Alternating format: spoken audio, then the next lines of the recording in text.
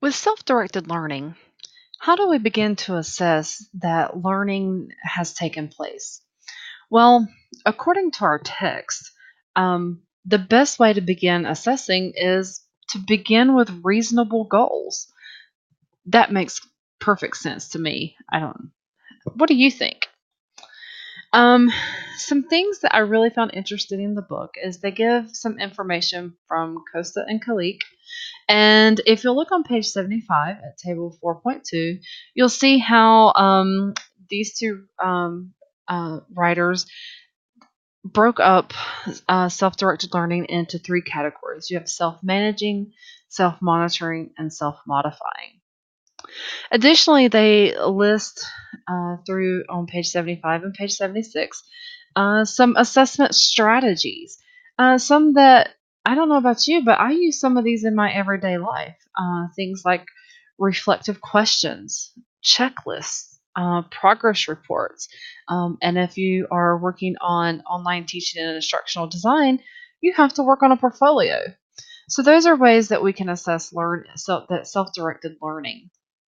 Now, I wanted you to take a moment to consider, how is assessment for self-directed learning different in an educational environment, such as taking a class, from your workplace?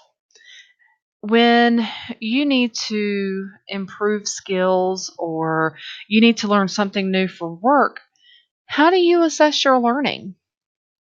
Do you do checklists?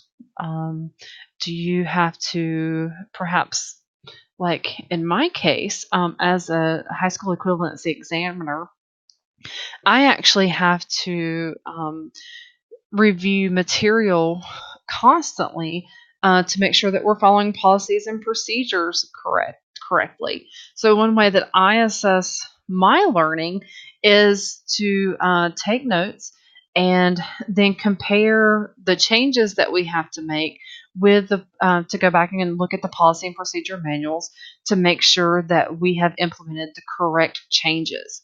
Additionally, we have to take actual formal assessments to make sure that we know the proper procedures for things like admitting students to a test, checking IDs, and things like that. So there are many different ways to assess learning for that when you're doing self-directed projects. Now, what I would like for you to do is just below this video, there is a place where you can add comments. I would like for you to give a brief description of a self-directed learning project that you had at work, and how you assessed your learning for that project. So just like for me at work, I had to do I have to read the policies and procedures and implement changes.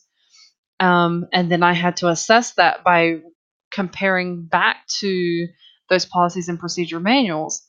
Then you select a project that you had at work where you had to do your own self-directed learning, and then how you assessed yourself to verify that you had actually learned and developed skills or learned information that you needed.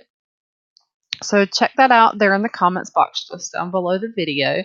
And feel free to comment and ask for explanations from each other.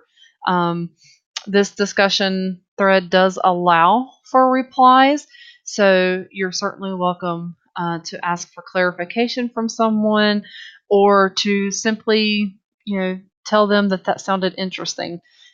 So be sure to do that in the comments. Thanks.